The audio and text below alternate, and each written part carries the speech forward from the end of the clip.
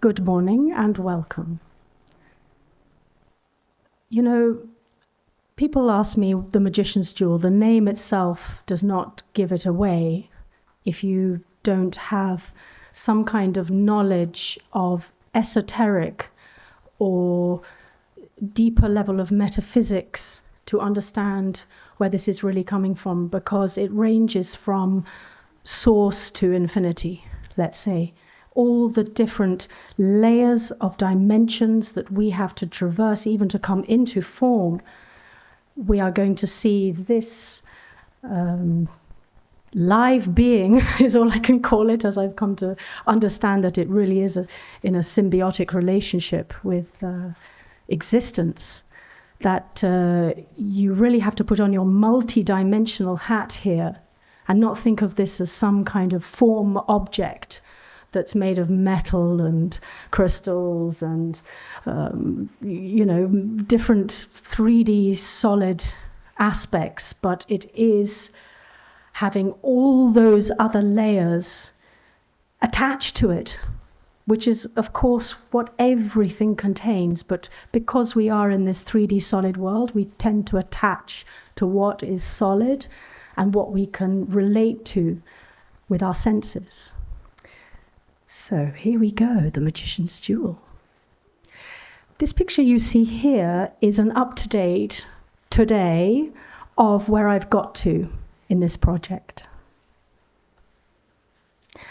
And so starting at the end, I'm also going to take you back to the beginning, but starting at the end, I want to show you a piece-by-piece assembly of this structure so that you can understand what's under all that geodesic dome, and it just looks like a blob of stuff. For me, I know what's in there, but for you, you're going to need to see this. So here's a very short video, just a minute or two.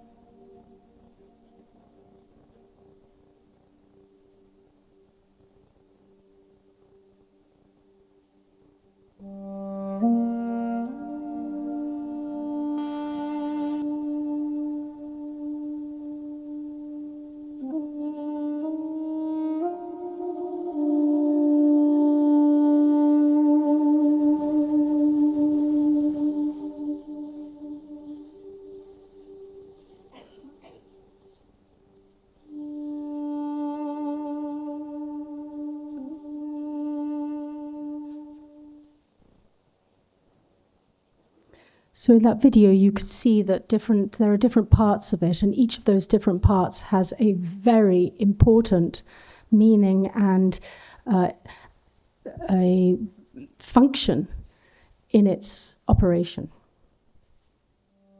Oh, sorry, we're going again.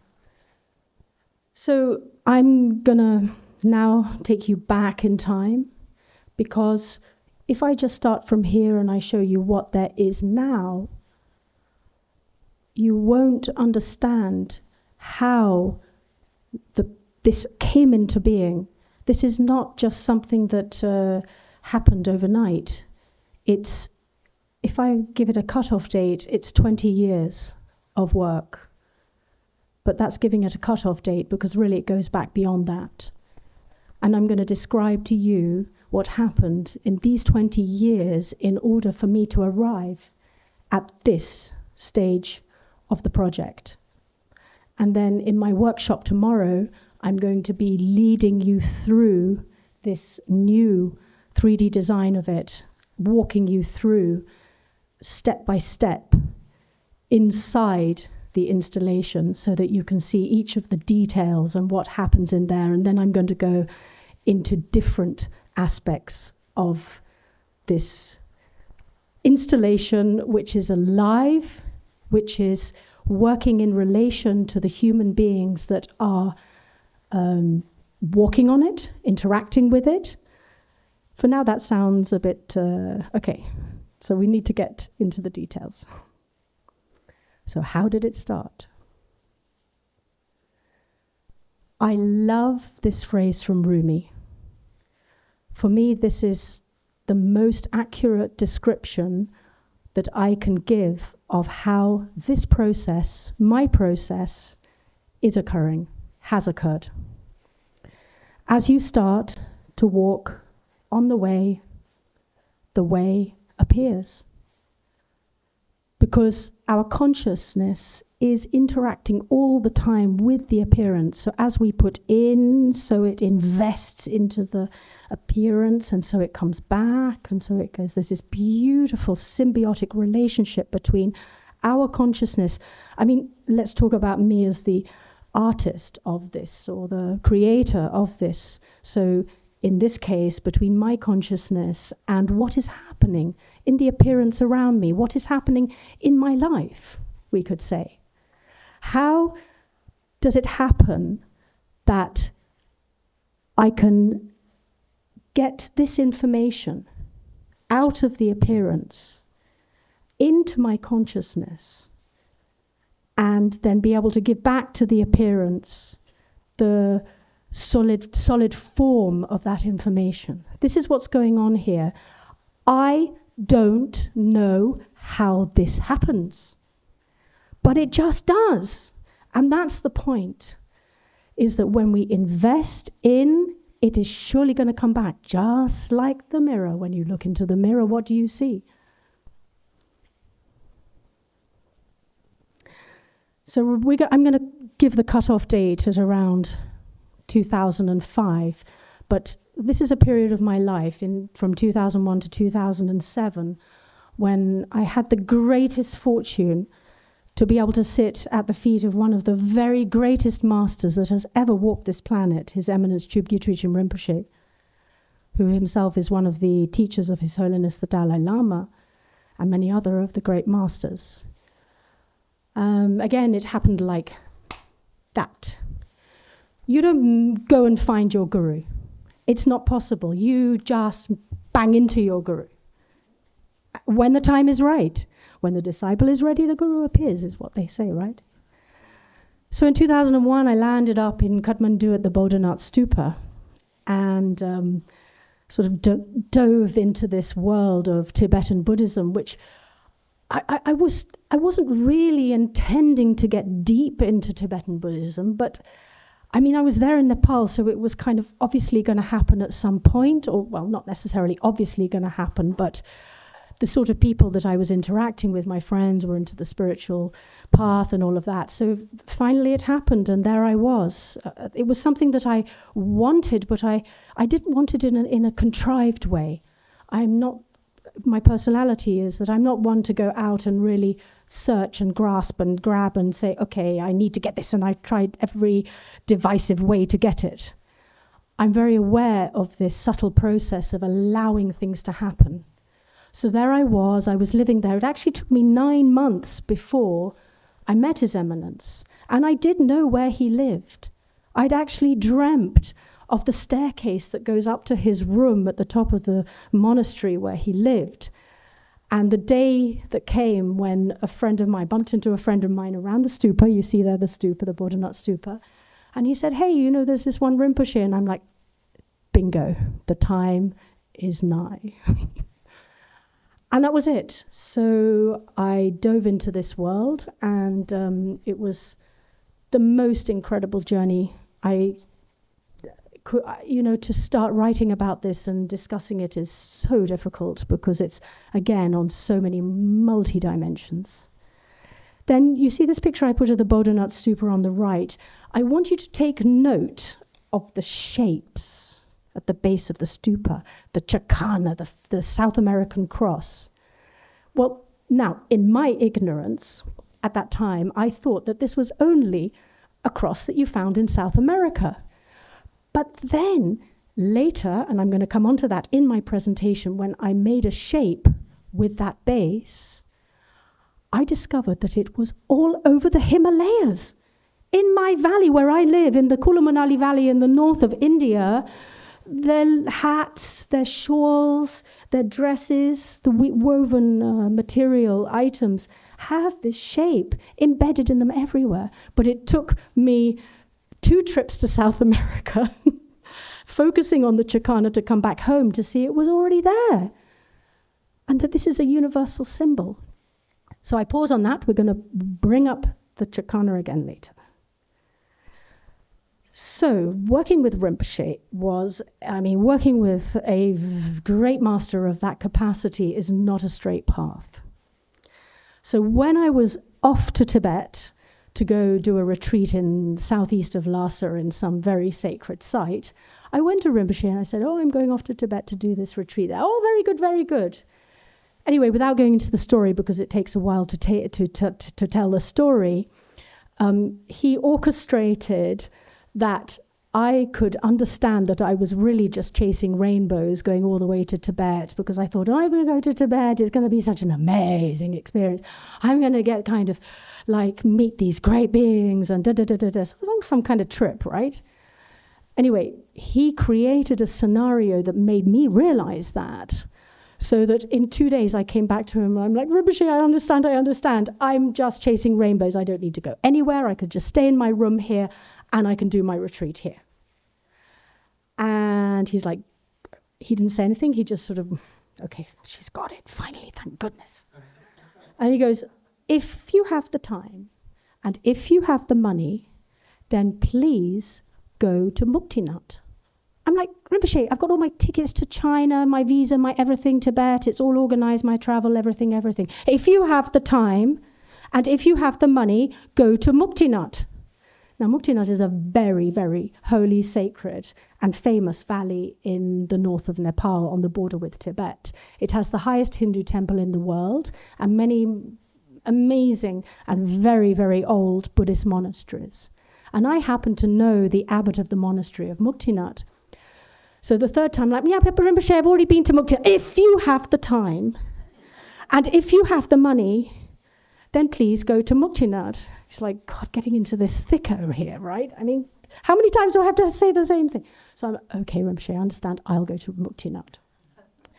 So I cancel my tickets to China, my everything else and whatever. I just let go of that whole experience.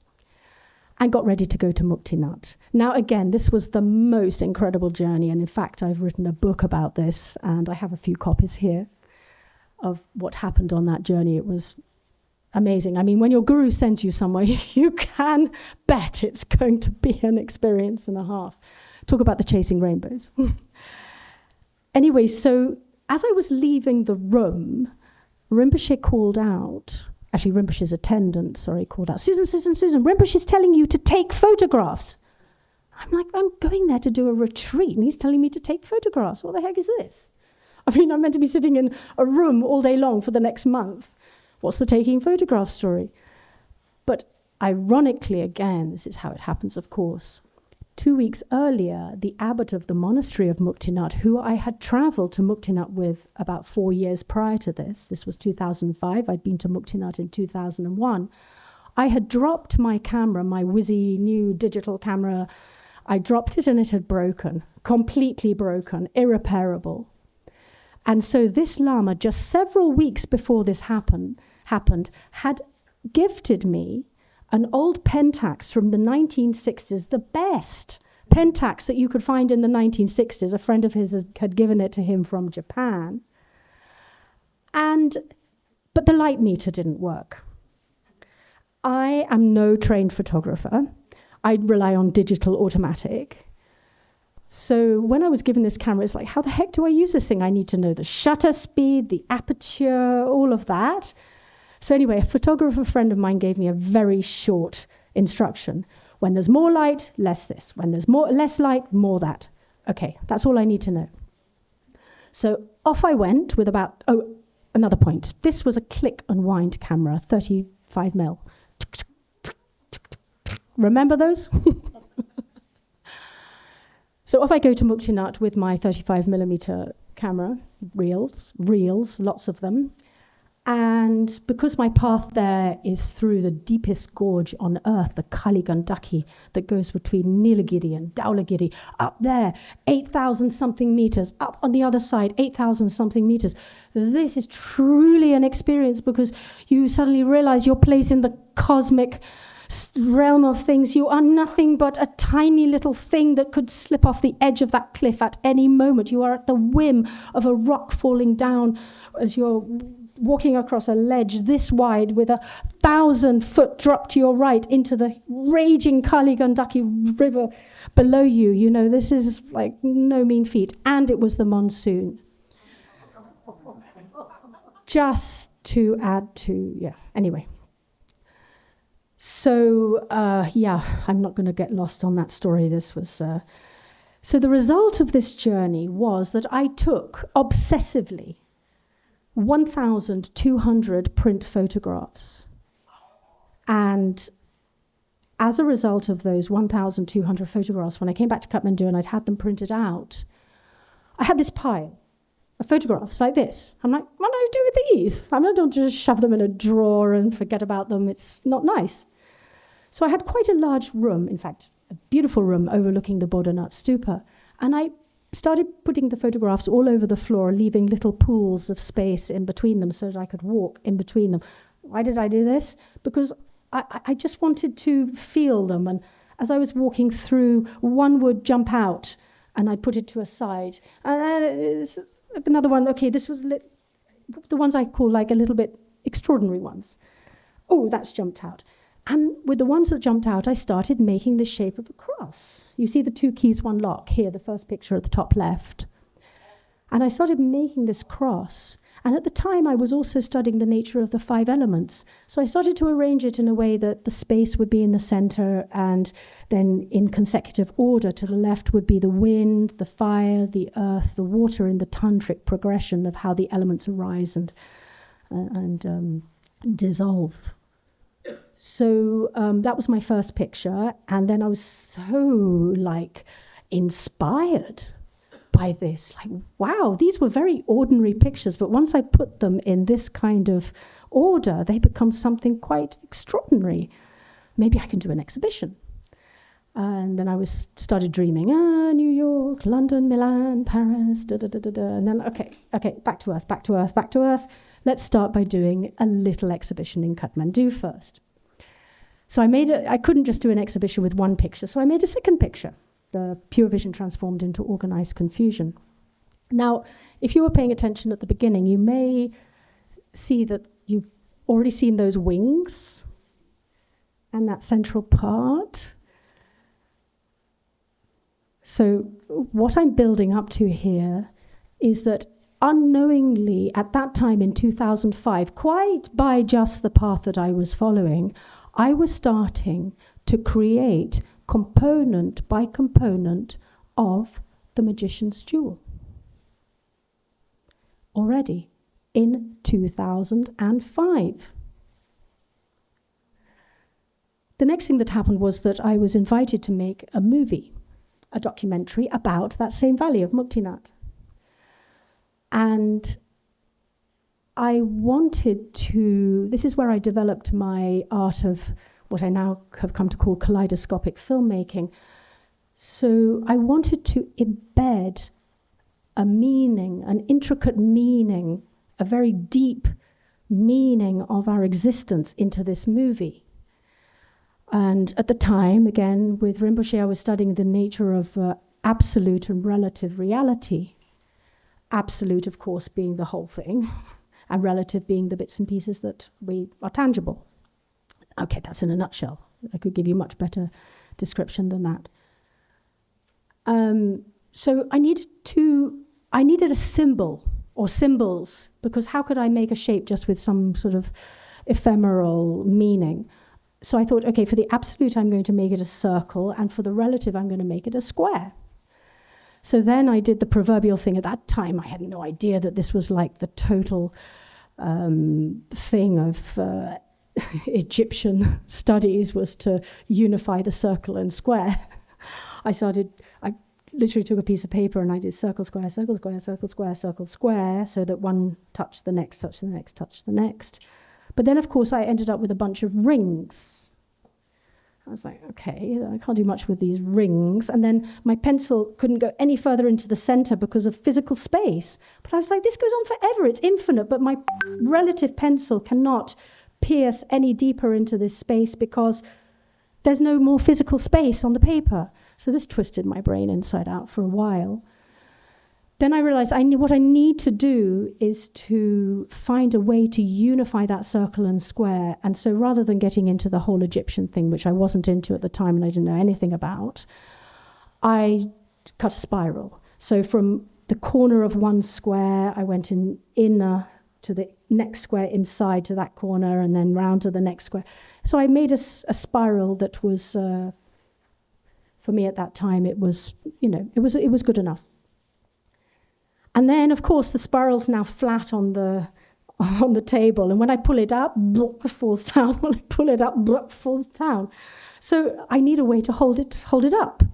So I think, okay, if I make 2 triangles, then I can just hold it up. So I did that, out of cardboard, 2 triangles with this spiral on top of it. And it sat in my room like that for about 4 months, 3 months, long time. Anyway. Then friends would come and go and they say, oh, wow, that looks interesting. Why don't you use Pyrex or glass for the triangles? Why don't you use copper brass plate for the spiral? And I had friends who said, okay, I know a place down in wherever, I'll take you on my bike. And we'd off on the scooter through the little lanes of Kathmandu, and we get to the place and we buy the, thing, a special pair of scissors to cut it. So I was in a constant state of I don't know what the heck's going on, but I was just being pulled and pushed and pulled and pushed, and I found the way to get all these things, to find the place to do it, and also to find the materials that I needed for this process. So that was the circle of immortality.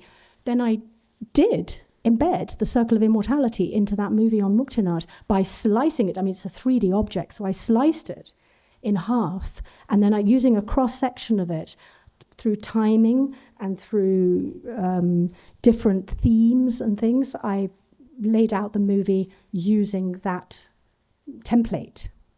That was my first kaleidoscopic film. Since then, I moved on a little bit. Then I moved to India, 2007, and Mirror of Space appeared when I was invited to make a movie about the river Ganges. And I found myself out there, up in the mountains, at her source, at Galmuk, and then down at the Sundarbans, at the mouth, and all of that. And then how to put together this, how to, relate it. Om, the of Om is very close to the Ganges philosophy. Om is the background of it. And Om is also the universal symbol that is inherently containing that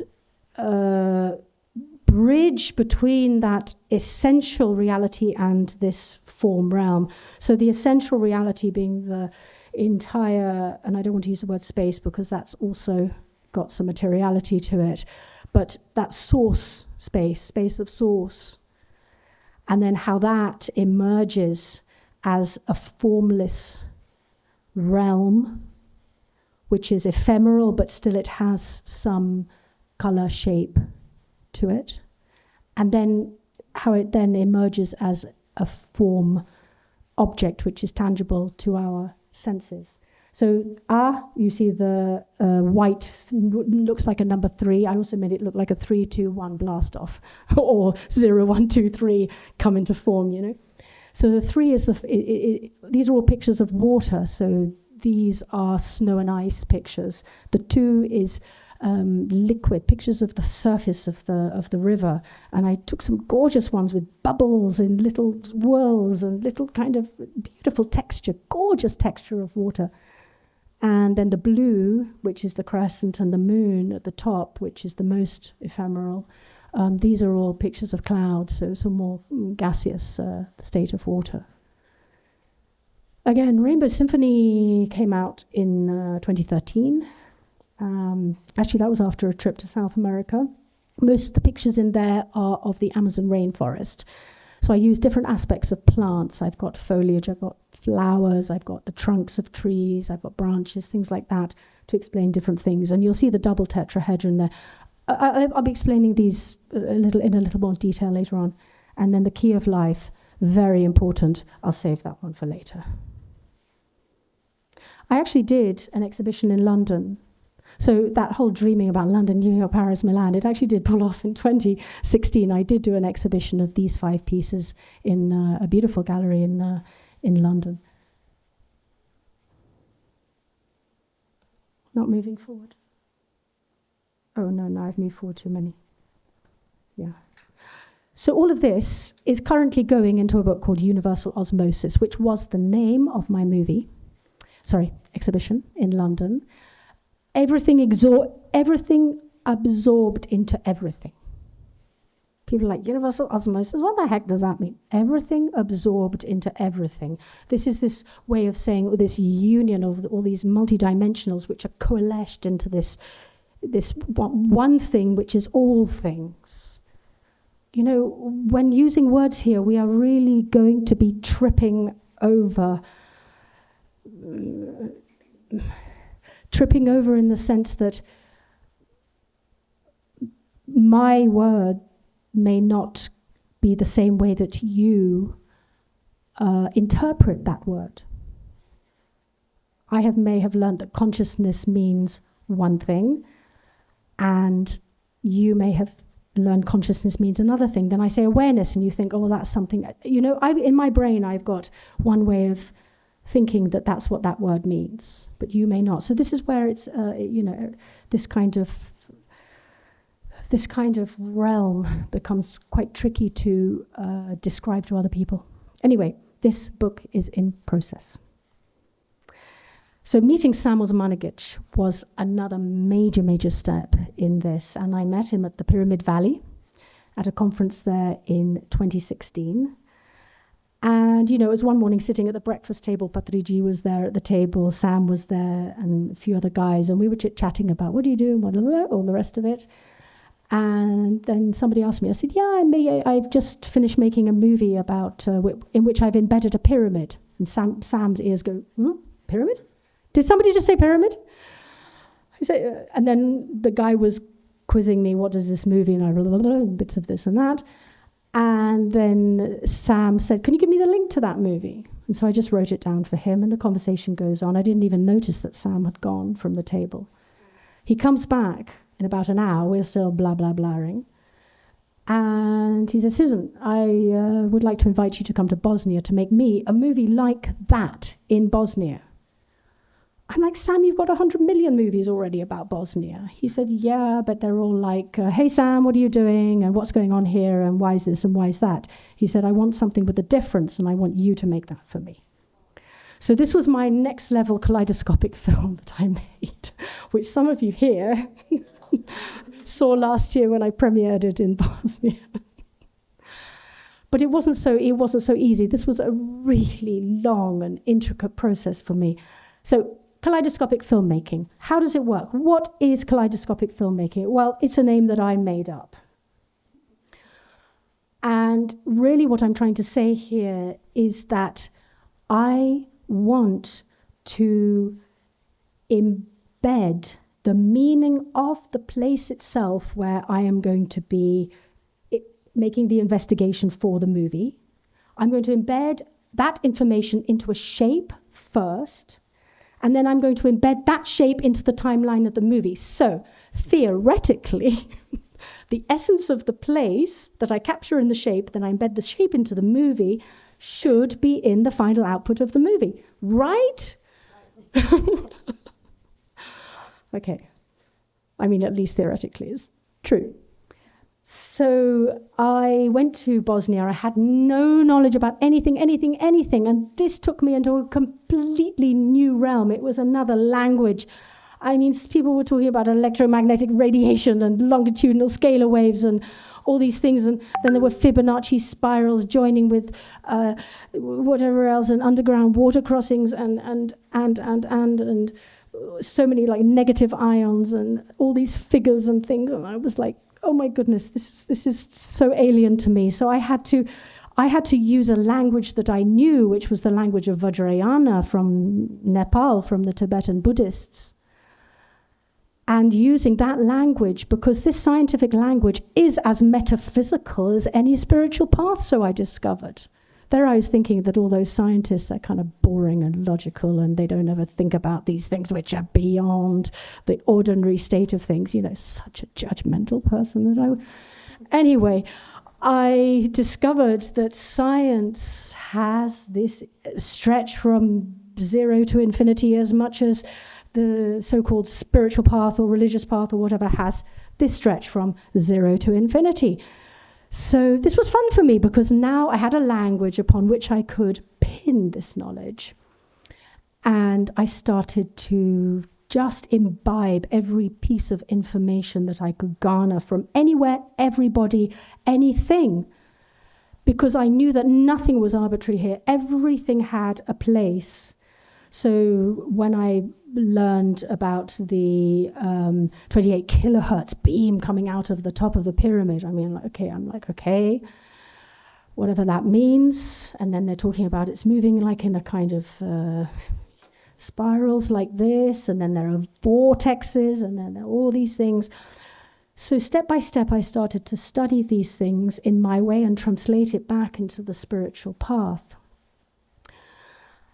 And again, I needed to capture all this information into a picture, which I did in the top left, one crystal of time.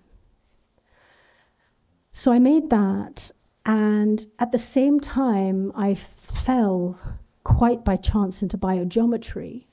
Again, this is all a process of falling everywhere, tripping over into everything I do. Seems to be like an sort of uncontrived, I had no idea I was going to be in that space, but I'm here now kind of story. When I was invited by Marta to talk at the 2018 Chicago Global Pyramid Conference. And here we are again, 2025. And I met Dr. Ibrahim Karim here, who was another speaker. Now, I don't know if Marta was off her rocker or what, but she invited me to be on the panel. I know I was sitting next to Dr. Karim on one side, Mary Hardy was on the other, and 2 other speakers, and the 5 of us were on this on the dais. And I just remember one thing: there was one mic, and when it came to me, it was such an intricate question. I hadn't got a clue how to answer it, so I said something nonchalant, and then passed the mic to Dr. Karim. I think that Dr. Karim is more qualified to answer this question than me.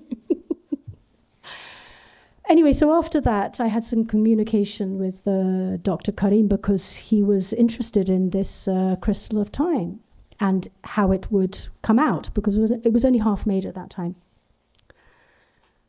And then when I finished it, he invited me the following year to come to Victoria to one of his special topics conferences and to give a talk on the crystal of time, because it just happened he was focusing on time that year, and that this crystal of time was in the shape of something that was similar to how he was describing an aspect of time. So it just matched like this.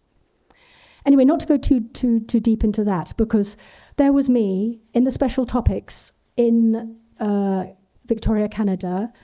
Everybody else in the room, you have to be sort of above advanced stage to be at a special topics conference. You don't just, come in off the street to one of these. I was the only person who didn't even know how to hold a pendulum in the room. And there was Dr. Karim telling me, throw in some biogeometry aspects into your talk. I'll give you a couple of days to catch up. And then on the 3rd day, you give your talk and throw in some biogeometry things. I mean, please. So anyway, I managed to get through that whole story. And then the next year, I started properly with the foundation, then the advanced level, going through the gradations of biogeometry.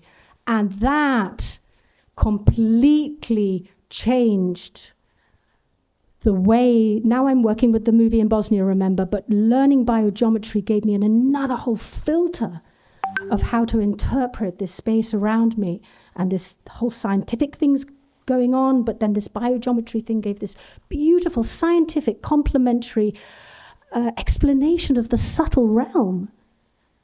So I could delve into science in a subtle way and in a material way. And then I had this language of the Vajrayana from the highest tantric yogas of Tibetan Buddhism. So again, this was, as Rumi says, when you walk the path will appear. And this is what was happening, not that I was aware that it was going anywhere in particular. I was just following the road and doing what happens and being comfortable with that. So then I tried to embed the Crystal of Time into the movie. By this point, it's 2020, and it's lockdown, plenty of time to make movies and stuff.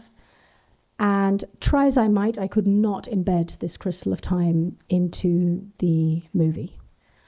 I tried everything. It didn't work. And then I said, okay, maybe I'm missing something. So I looked at the picture very deeply, and this golden space that you see in the center of it, I'm like, I wonder what goes on inside there. And to be honest, I can't remember what pushed me into making the diamond lens doorway to infinity, which you see in the bottom left corner. I know that I was wanting to express the emanation of time through golden ratio, increments of golden ratio expanding and contracting. And so I mean, this is 7,000 circles. Okay, one thing I didn't mention. My Photo Collage Art is not made like a graphic design program on the computer. This is plyboard, physical plyboard, sawn into shape, covered by cloth, because to put photographs over plyboard is not very pretty, right? So if you put some cloth of certain colors, then you can get a nicer effect when you put the photographs. And then all the shapes that are inside there are hard cardboard, again, covered with colored cloth. And photographs stuck on top of it. That's how I developed the name Photo Collage Art. So this is a very tactile process. And during that time that you are cutting and sticking, it's hours and hours and hours and hours and days and days and days and days of work. But during that process, it's kind of like a meditation. You are going deeper into this symbol. It's speaking to you. You're speaking, there's this relation going on. So even when I get completely stuck and I don't know what to do next, I just wait. I just wait. And sure enough, it's going to come. At some point, it's just going to appear. It could be one word. It could be a tiny image. It could be something that just shoves me in that direction. And then I know. And I have now learned what that knowingness is. It's not like a kind of flippant knowing. Oh, I'll just try that out. It's like, yes, and do it. Of course, there are plenty of times that I've stuck down a bunch of shapes and things, and then I get to the point I go, nope, that's not it, and I rip it off. That's happened as well. So once I had the diamond lens doorway to infinity as well, the two pictures, then I could lay down the movie like that. I laid out the music according to the diamond lens, exactly to these, it's like Fibonacci spirals inside Fibonacci spirals inside Fibonacci spirals, and the crystal of time across the entire timeline from A to Z. And it came like that. And the movie was made. It was simple. I made it in a month. It was just done. And then I tried to get to Bosnia to show the movie, but it's 2020, can't go anywhere. 2021, still very difficult to move around. 2022, Sam is just opening his doors to the world again. 2023, I went, but I felt like I needed to kind of re-associate myself with Bosnia before I made this, premiered this movie there. And finally, in 2024, I said, Sam, I am coming this year to show the movie. But something was going on in the background between 2021 and 2024 when I said I made 2 trips to South America. And again, this whole South American story is another thing, because I was getting callings, go to Bolivia, go to Peru, and I was even getting ancient Quechuan sayings and these things, and then there would be a sentence in Quechuan, and it's like, this will guide you. And so there was all this kind of cryptic stuff going on as well. Anyway, Tunnel Vision, Eye of Eternity was quite a long picture to make. The Chakana was not easy to dissect. Again, I'm going to come back to that what I described to you in the beginning. The Chakana shape, it was as if the Chakana shape jumped out of my right brain into my left brain and said, interpret me. And so it's just there as a shape to start with. There's no detail in there except just the shape. And then bit by bit by bit by bit by bit by bit, it revealed itself as I walked the path that was presented to me. The South American stories, the taking pictures of Chakanas everywhere. Again, because I needed to take photographs of that shape in order to embed them into the picture, as I was walking around the streets, I'm looking for Chakanas. Chakana. Okay, there's one. Click. Chakana. Okay, there's one. So I am now actively, as I'm going around day to day, whether I'm in La Paz or Lima or wherever else, Cusco, I was actively looking for Chakana shapes. Again, that's another kind of meditation. My mind was always focused in on this shape. And shapes, they're alive. Shapes are alive, and they have a story. And they have a meaning, a deeper meaning.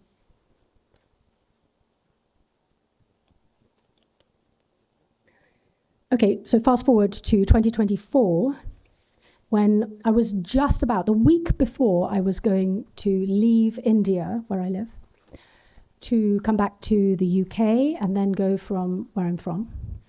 And then from the UK, I was going to go down to Bosnia after a few weeks to show the movie. And just as I was leaving, my husband and I were stuck in Delhi for a few days because his British visa was getting processed at the UK consulate there.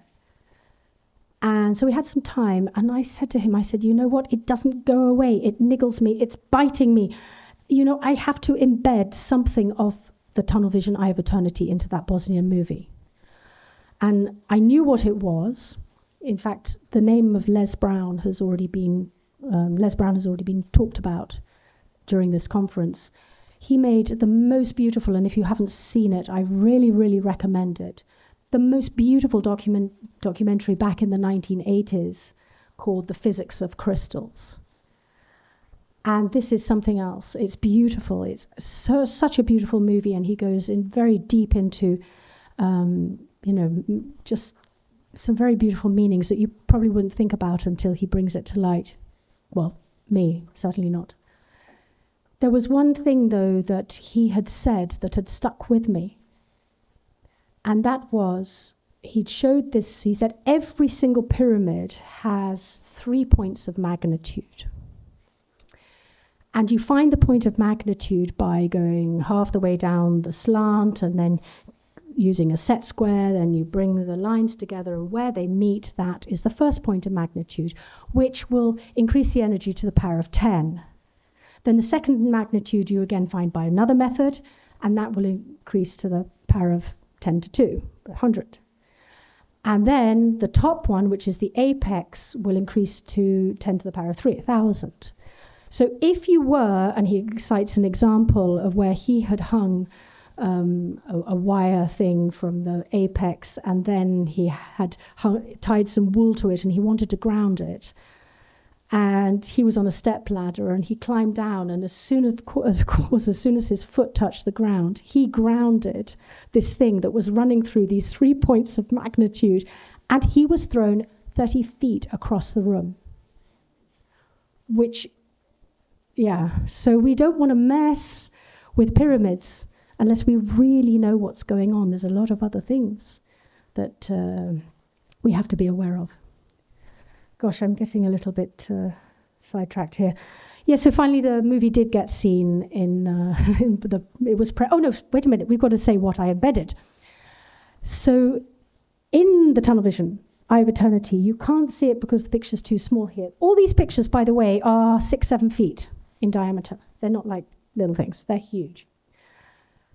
And there are 13 concentric circles made by just silver string that come out. As Les Brown had mentioned in this movie, all waveforms will emit in increments of the cube root of pi. That stuck with me. I'm like, cube root of pi. Sounds good. So what I decided to do, because if you imagine turning the crystal of time on its side, and the timeline starts at the beginning and stops at the end, the middle has that golden circle, right? Which is the diamond lens doorway to infinity. Now, what I decided I'm going to do here is I'm going to plop an Om into that central golden circle and let it ripple through the movie in the increments of the cube root of pi, as a waveform would emit. So I did that, drove the editor in the studio in Delhi nearly mad. Anyway, he's like, cube root of pi, what the heck? I'm like, no, a second back. That's wrong. A second, 1.5 seconds. He's like, really? Anyway, so then I premiered it in 2024 in Bosnia last year, and subsequently won a Best Documentary Award for it in Belgrade.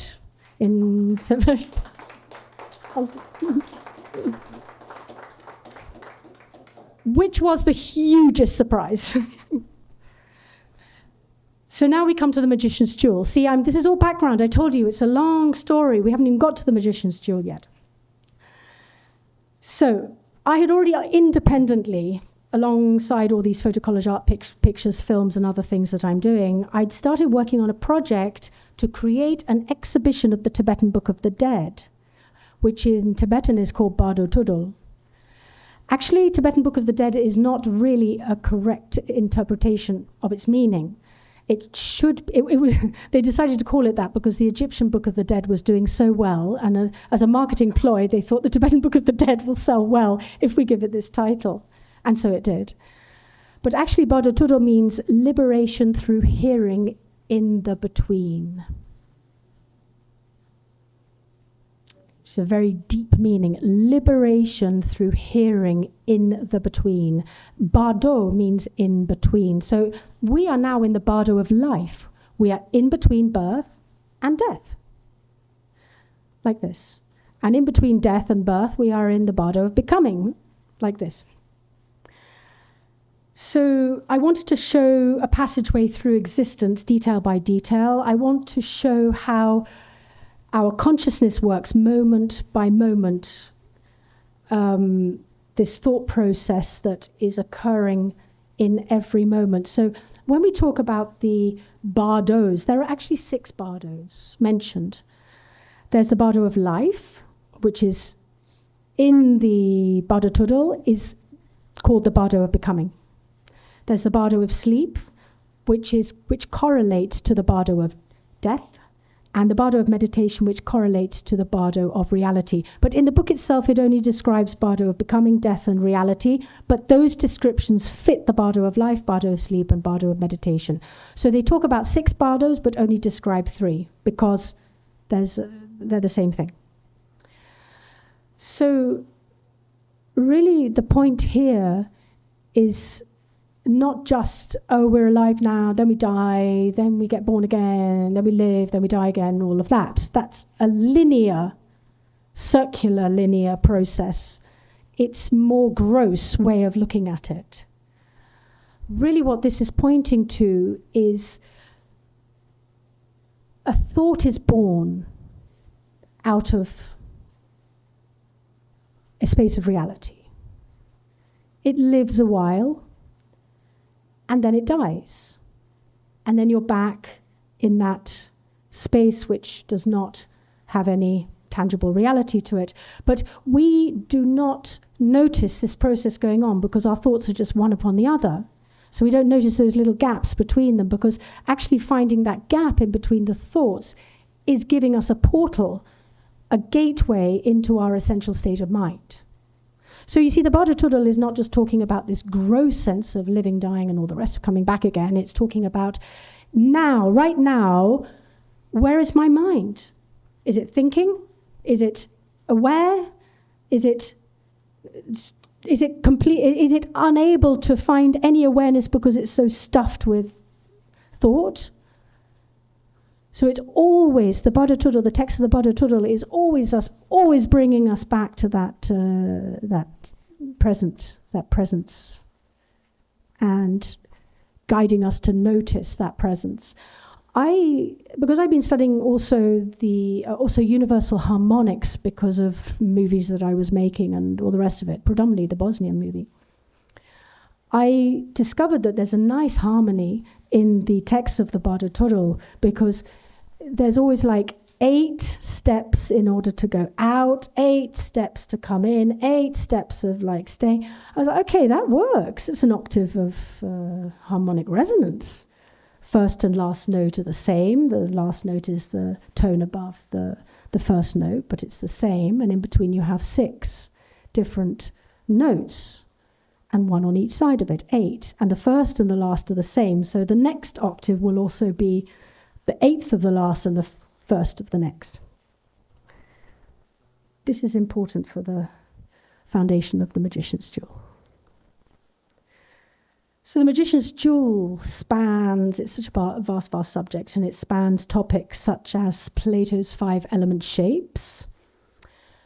Plato's 5 element shapes, I think most of you are aware of what they are, but the important part here is that they're nested.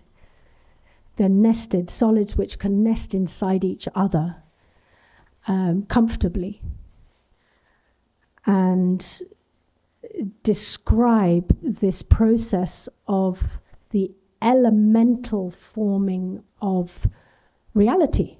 So there's space, and then out of space there's movement. The mind moves. That's the wind. And then when the mind moves within that space, which has potential within it, it creates friction, which is fire. And then the fire heats the potential, which is inherent in the space, which is the earth.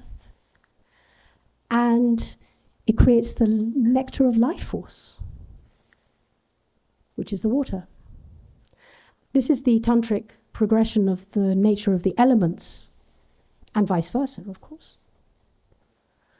So this is, and the Platonic solids, nested one within the other, each one pertaining to one of the elements, is also, amongst other things, describing this ephemeral process. Universal harmonics, well, I've a little bit described about that just now. I mean, universal harmonics is a huge subject, but it's a way, as Dr. Karim says in the biogeometry training, it's a way that we can access all dimensions, because the note C, just say, for example, in this reality is going to be the same, have resonance with all the other notes of C in every single octave of reality. So if we know the C here, we can know the C, and we can resonate with it. It's a way that we can sort of transfer our consciousness to another level of existence. Tibetan Book of the Dead, the Buddha Tuddle, I've explained a little bit about that. I mean, that is such a long subject and an amazing one. I know a lot of people struggle with the Tibetan Book of the Dead because it is so symbolic that if you haven't followed the path of Vajrayana, it's very difficult to dissect, because the meanings are so subtle, and there's so many deities and their colors and the hand implements that they're holding, and the way that their face is turned up or down, or their gaze is higher or medium or lower, or these are all different forms of meditative pose, and how to, having symbolic meaning as, coming to the nature of reality. Lucid dreaming, this comes into the Magician's Jewel. Well, lucid dreaming will come into the category of the bardo of sleep, because in the text of the bardo of sleep, which is not in the bardo tuddle, but it is in the bardo tuddle as the bardo of death, the bardo of dying, the same thing is happening to us every single night when we are dying. It's the little death. If we could keep our mind aware during the process of falling asleep, we would see that exactly the same visuals that the mind sees, the consciousness sees at that point of death, you go through exactly the same process. But we faint into an unaware state before we get to those visuals. I mean, when we're sleeping, we're not going to die, but we're going to go as far into making ourselves less material as possible, to right to the gate before the next step would be we'd be out of here if we crossed that barrier. So in the Magician's Jewel, we have a whole chamber which is dealing with this bardo of sleep. Of course, what we really need to do is to become aware of that entire process of falling asleep and while we're asleep, and then we can theoretically direct our dreams where they want to go. But forget being asleep. This is the same with life. If we were totally aware of actually being here right now, we might be able to do more extraordinary things than we actually think we're capable of. Sound, there are going to be outside acoustics, so there will be things going on in the environment, and you are going to have a pair of binaural headphones on, through which you'll be receiving instructions and also comments about interpretations of the science going on there, the Bodhituddal aspects, the where you're heading to next, and what you could look out for. And because, as you'll see tomorrow in my workshop, if you come along to that, tomorrow in the workshop I'm going to give a detailed virtual tour of the Magician's Jewel and show you each of these places, what happens and how it works inside the actual machine. Sacred geometry is something we know what that means, the power of shape, and that shapes are alive. Biogeometry, I've mentioned a little bit. Magnetism and a magnet motor. You'll see there's a question mark after that, because it's still a question mark in my mind. And I'm not very strong on magnets, and I haven't really done much research on them yet. Inherently, I know, just from wherever I know it from, that magnets will be involved in this installation. They have a part to play in it, but I don't know how yet. Crystals, now that's something I've started researching in the last couple of years. I've been following, for example, a wonderful Taoist master, Jeffrey Yuan, whose knowledge of crystals, in fact, he's revived the ancient Taoist knowledge of crystals, or rather brought it into brought it so that it's tangible and accessible to us, the public, that we can learn these techniques. A very brilliant master. And it's such a vast subject that I have to say I'm just scratching the surface of it and trying to understand its meaning. I'll never get to the bottom of it, I know, but at least, as I put it, at least if I research a subject enough, then I will know how to I will know how to formulate questions to the experts who know much more than me. So that's the reason why I'm researching all these topics, just in a small way, is so that I can interact with the experts. Electricity, so there is a process of conversion of Hertzian to non-Hertzian waves here. Piezoelectricity is the way that I will bring an electromagnetic wave into along the axis of the installation. So you'll see at the base of, no, not here in any one of these pictures. I'll describe that when we have a picture to support my explanation. Vortices, there's still a question mark there, but I forgot to take that off because I have actually been delving deeper into the vortices that are created by the two pyramids which are inside this installation. And I've changed from this version, which was you'll see these pictures here. This was the first 3D graphic rendition of the Magician's Jewel. Now I have changed the position of the pyramids, and I have defined the angle, which I didn't have before. Before I was just saying, well, it's whatever angle it is, and we'll figure that out when it comes. Metals, yes, this just means sort of the different materials that I'm going to need to use to build this, in order to build the structure. And of course, the qualities of metals. How does that metal react with the various crystals and stones? There are 4 crystals in the lower part of the axis. There are 4 crystals above. So you know, some crystals and some metals just don't go together. So kind of things like this.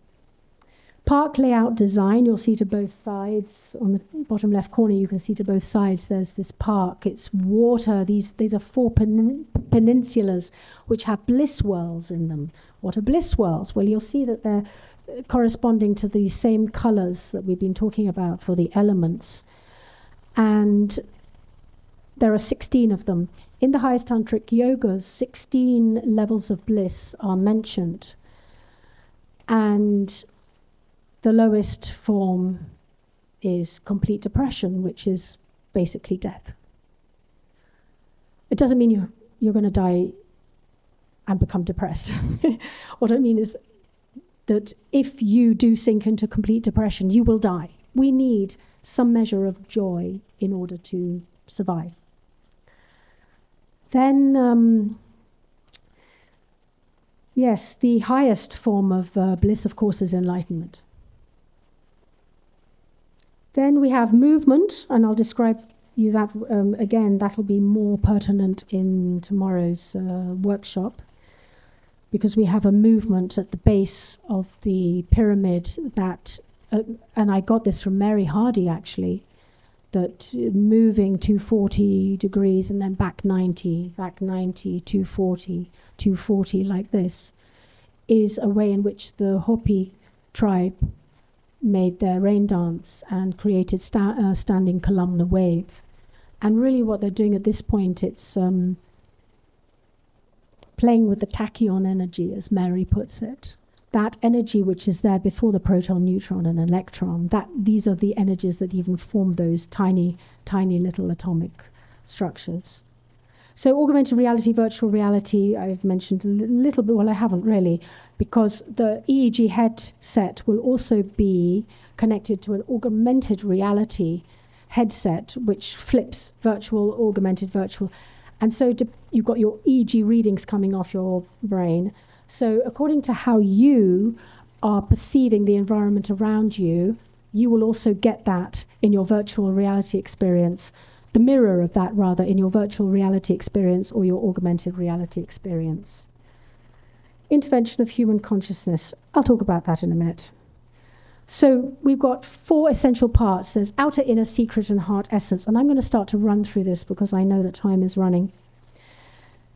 Magician's Jewel, okay, is an immersive, interactive installation piece for an exhibition. That's one of its hats. Symbolic shapes are corresponding to universal truths and to the Platonic solids. Multi-levels of perspective plus reflective qualities of the mirror. 4 sections, the outer, inner, secret, and heart essence. So the participants are going to follow a specific path around it to experience this lively rendition of the Bardo Tudul, plus all the other aspects that are happening in the installation. And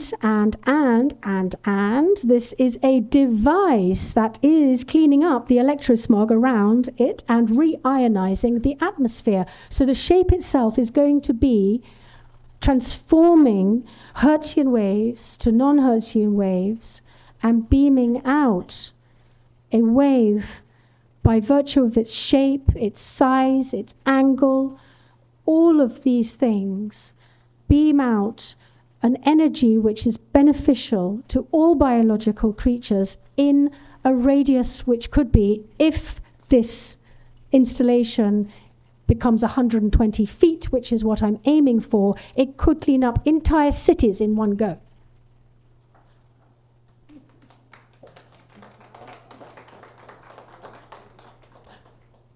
potentially, if I have the right expertise and help for me to make this thing.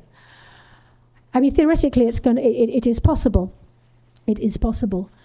And that doesn't mean that, you've got to take down your electric this and that and your smart meter and all of that. We don't bother about those things anymore, because the more nefarious and stronger the bad wave, when we transform it, it's going to be a stronger and better wave. So we can use the potential energy of the harmful wave to become something extremely beneficial. All we need to do is shove the correct shape in the middle of it. Simple as that. So why the name The Magician's Jewel? Well, it just plopped out of, again, the right brain into my left brain. And I think it's because it is correlating to the Philosopher's Stone, which of course is that transformation from lead, the base metals, to the higher forms of metal as gold. And not only that, of course, it's our base level of consciousness, our rough and hardcore emotional states, which get us into a lot of trouble, to those very high qualities of, more enlightened qualities of consciousness. So although it has other functions, one of the key functions is its capacity to cause one kind of waveform known as Hertzian. And this Hertzian wave, I've been saying Hertzian, non-Hertzian, I had to learn all these things. Hertzian is a wave that moves from left to right along a graph. It takes time, it takes effort. And whereas transforming that into a longitudinal wave is a pulsation. So once it hits once, it just shoves the whole thing along to infinity. So in that same sense, I always think of this as like our base emotions, our pride or our desire sort of takes us on this road from A to B to C to D. Whereas if we were to transform those base qualities, in the highest tantric yogas, we talk about, say, the transformation of pride is the wisdom of equality, or the transformation of anger is the mirror-like wisdom. So if in the middle of your angry moment, you can see that this is just an enormous potential energy. You are fuming, you're shouting, you're screaming, you're everything. Whoa, this energy is pouring into the atmosphere. But transformed, that has this quality, this mirror-like quality. You can see in that fierceness of the anger, you can see the truth, the absolute truth. So again, that's a sort of taking an emotion through the vortex and transforming it into a higher quality. It's not an emotion anymore, it's a quality. So I'm going to run through this because outer structure comprises these different aspects. I've mentioned these items before. Pure vision, well, you've seen that. That's the park, and it represents the bardo of life. This is worth talking about, though. An exact number of photos are laid out around the edges of pure vision transformed into organized confusion to symbolically relate to the 22 whole tones of harmonic resonance found in 3 musical octaves of 7 whole notes each. 7 times 3 equals 21. Where's the last note? The last note of the 3rd octave and the first note of the 4th, which is the +1, is 22.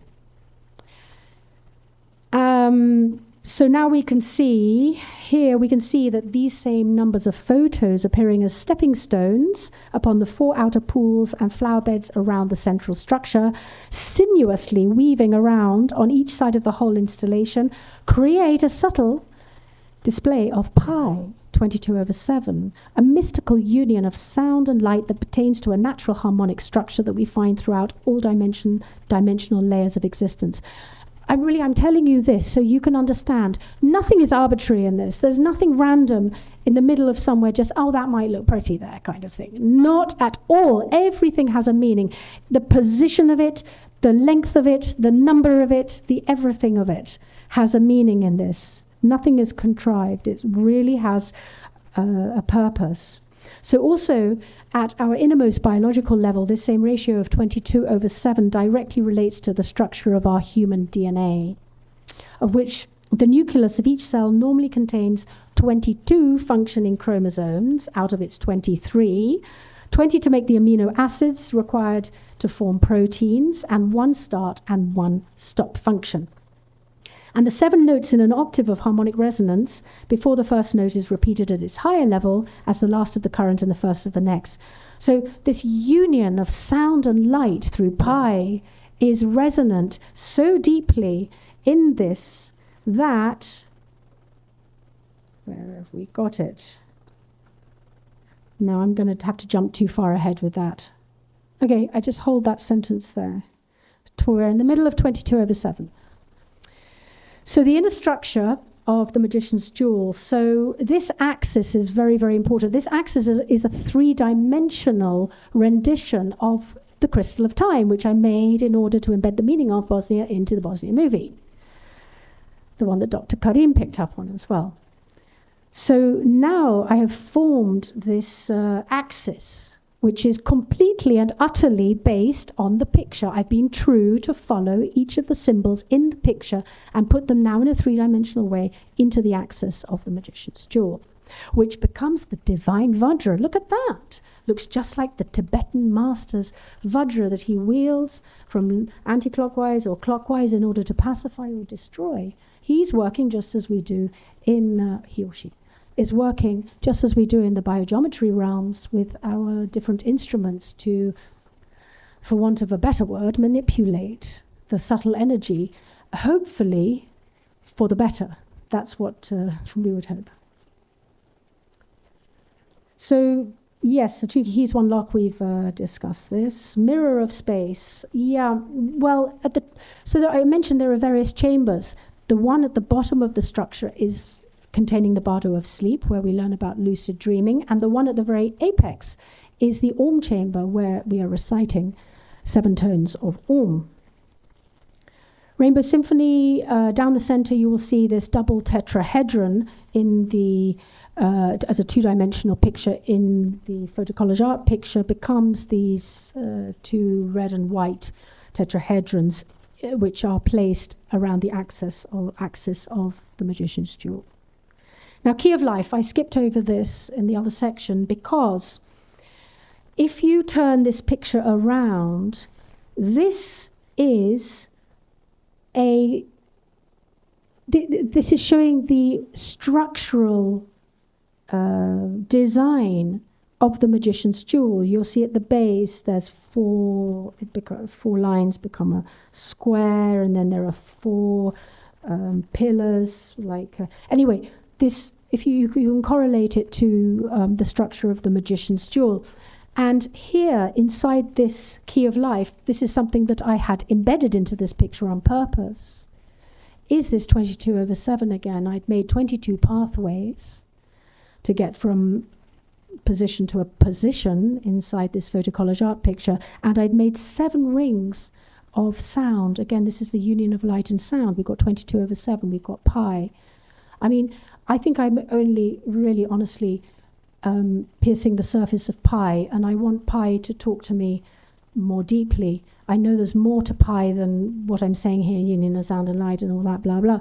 There's more to it than that. Pi is so important to everything that appears in this material realm. I know that. I think at another conference later in another few years, I'll be telling you what that pi is.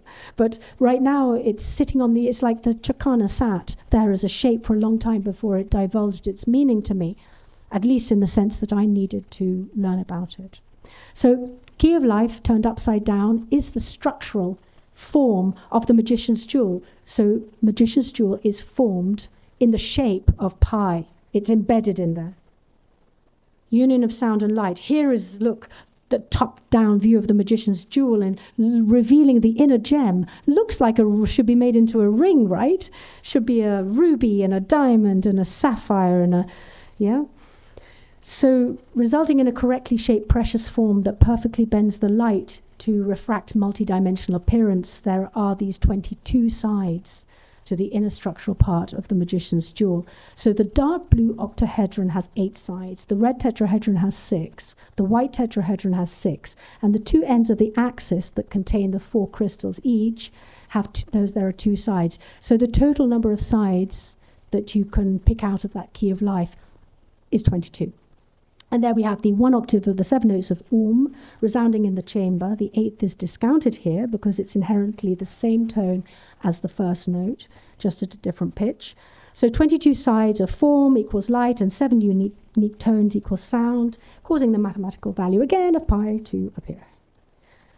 Right, process of manifestation and dissolution of existence.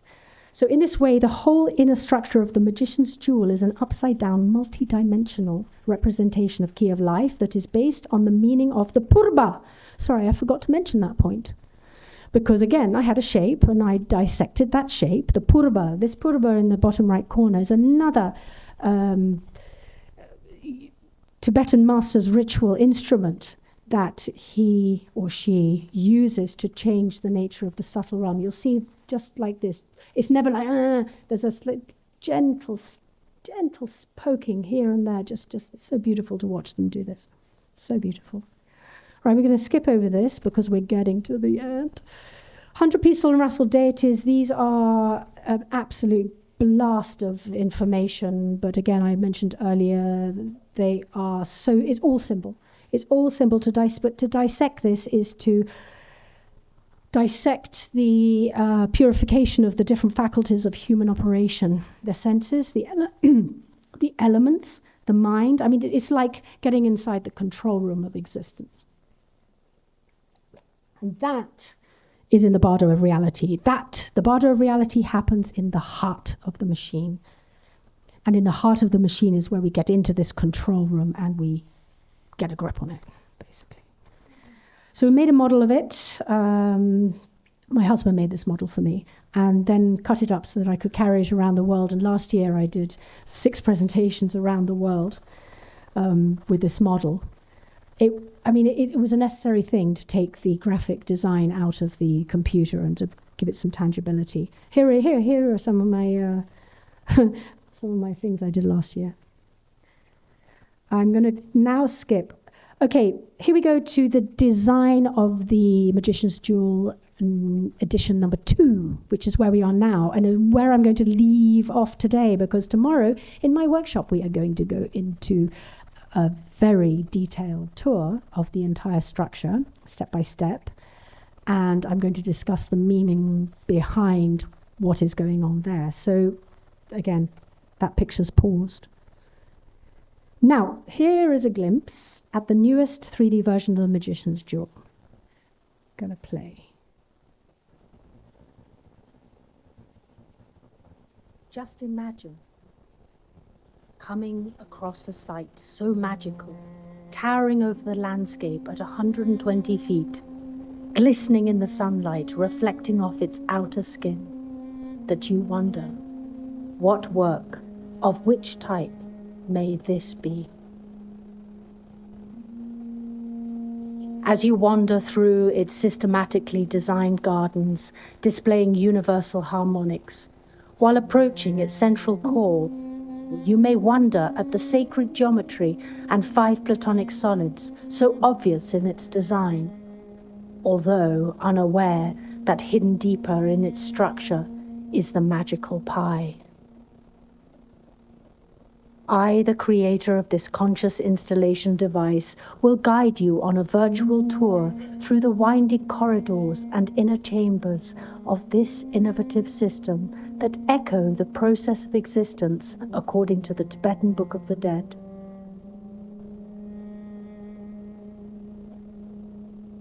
I will explain how it self-generates through the use of mirrors, acoustics, and movement, employs a piezoelectrical current that is carried by crystals, implodes to center through angle and shape, yet is completely harmonized by the techniques of the modern science of biogeometry.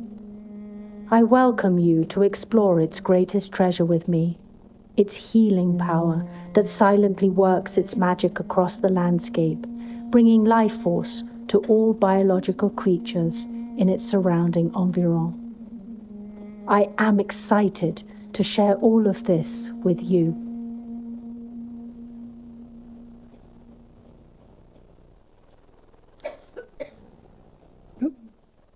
So, tomorrow I have a workshop between 4 and 6, and that is when we go on to part 2 of this story. Thank you.